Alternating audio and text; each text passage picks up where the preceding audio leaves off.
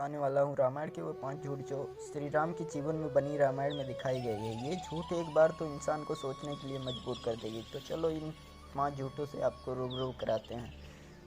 कुंभकर्ण की 6 महीने की नींद। आपने रामायण में कुंभकर्ण को देखा होगा। उसके बारे में बताया गया था कि वो 6 महीने तक सोता था और 6 महीने के लिए जागता था। लेकिन ये सबसे बड़ा झूठ है। आपके मन में एक सवाल पैदा होगा कि कैसे, ये तो नॉर्मल सी बात है। यदि कोई व्यक्ति 6 महीने तक लगातार सोता रहेगा तो वह कुछ भी नहीं खाएगा, और व्यक्ति 6 महीने तक कुछ भी न खाए तो उसकी मृत्यु निश्चित है। हनुमान जी द्रोणगिर पर्वत। आपने अपने घर में हनुमान जी को फोटो में देखा होगा कि हनुमान जी हाथ में पहाड़ लेकर आसमान में उड़ रहे हैं। दोस्तों, ये बिल्कुल गलत है। मानते हैं हनुमान जी बलवान थे, लेकिन उन्होंने पूरा पर्वत नहीं उठाया था। बल्कि सच्चाई ये है कि हनुमान जी को सजीवन बूटी लाने के लिए द्रोणगिर पर्वत पर भेजा गया था। उस पर्वत पर बहुत सारी जड़ी बूटियाँ थी जो हनुमान जी को समझ में नहीं आई। सजीवन बूटी कौन सी है? बाद में हनुमान ने द्रोणगिर पर्वत की सारी जड़ी बूटियाँ लेकर गए।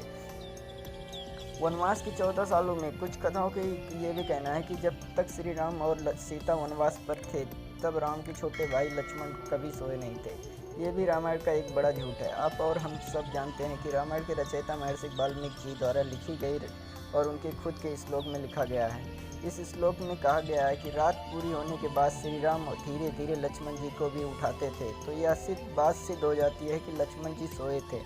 राम सेतु के पत्थर। आज भी सभी लोग कहते हैं कि श्री राम ने रावण की लंका में जाने के लिए राम सेतु बांधा और बनाया था। उसमें पत्थरों पर राम लिखा था, तैराया गया था। लोग आज भी इस बात को मानते हैं, लेकिन ये बात बिल्कुल गलत साबित हुई।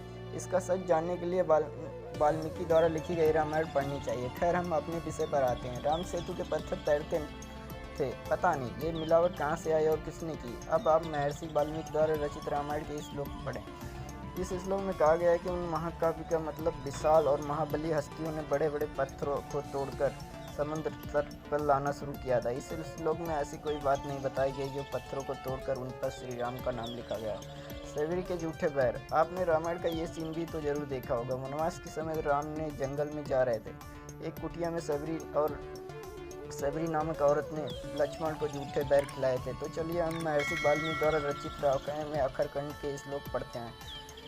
यानी कि सबरी ने श्री राम और लक्ष्मण को मानकर अतिथि संस्कार किया था। सबरी को जो फल या पुष्प पंपा सरोवर के पास एक वन में तोड़कर लाई थी और उससे श्री राम और लक्ष्मण का स्वागत किया।